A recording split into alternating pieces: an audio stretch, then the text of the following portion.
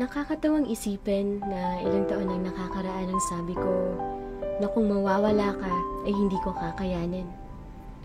Siguro nabulag nga ako sa pagmamahal sa'yo. Nabulag ako sa ilusyong walang hanggan na ang tayo. Napaniwala sa mga akalang sa atin ay walang makakapaghiwalay. Umasa sa pangako na ako lang ang mamahalin mo habang buhay. Natatandaan ko pa dati kung paano mo ako nadurog. Tandang-tanda ko pa rin kung gaano ako naging marupok. Pilit binibigay sa'yo ang lahat, huwag ka lang mawala. Binubuo ng mag-isa ang relasyong sinimula nating dalawa. At nagpakamanhid kahit ang sakit-sakit na. Sa akalang kung pipiliin kong manatili sa'yo, ay baka magbago ka at pipiliin mong maayos ang tayo. Kaso sa kasamaang palad, hindi ganun ang nangyari.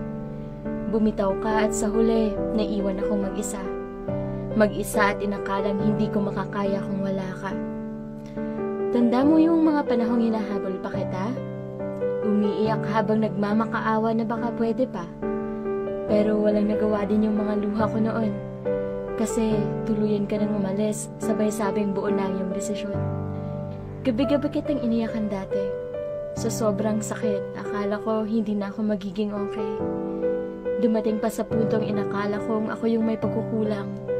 Inakala kong ako lang yung may mali at may kasalanan. Inakala kong hindi ako karapat-dapat mahalin.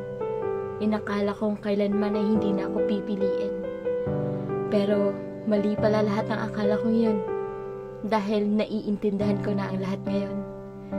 Kailangan ko nga palang magpasalamat sa'yo. Salamat sa pagbitaw mo. Salamat sa pagpapalaya mo. Dahil kung hindi tayo nagkaganon, hindi ako matututo.